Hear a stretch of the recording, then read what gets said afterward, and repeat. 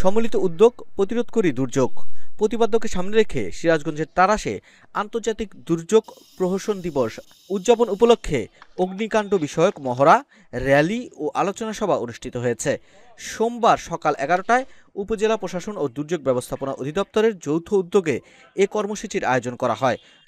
উপজেলা পরিষদ চত্বর থেকে একটি বর্ণাঢ্য র্যালি শুরু হয়ে শহরের প্রধান প্রধান সড়ক প্রদক্ষিণ শেষে উপজেলা পরিষদ চত্বরে অগ্নি নির্বাপকের এক মহড়া অনুষ্ঠিত হয়। পরে উপজেলা পরিষদ হলরুমে উপজেলা নির্বাহী কর্মকর্তা নুসরাত জাহানের সভাপতিত্বে আলোচনা সভা অনুষ্ঠিত হয়।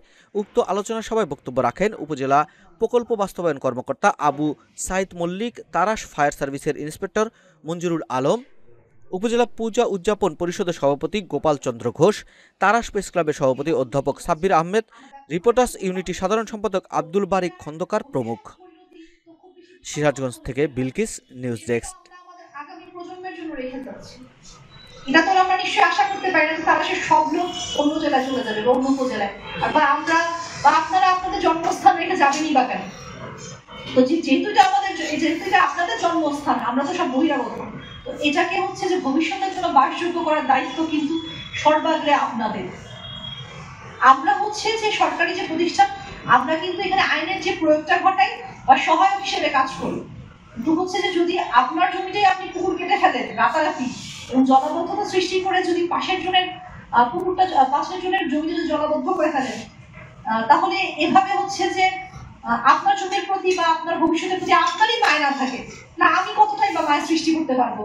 ওই জমি ওই পুকুর তো আসলে আমার না।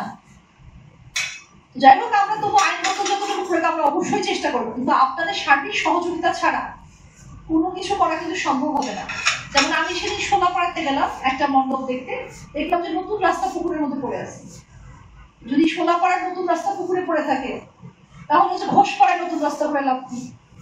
আর ঘোষপাড়ায় যদি রাস্তা করে লাভ না থাকে, আপনার তারাশ বাজারে রাস্তা এক্সটেনশন করে লাভ কি?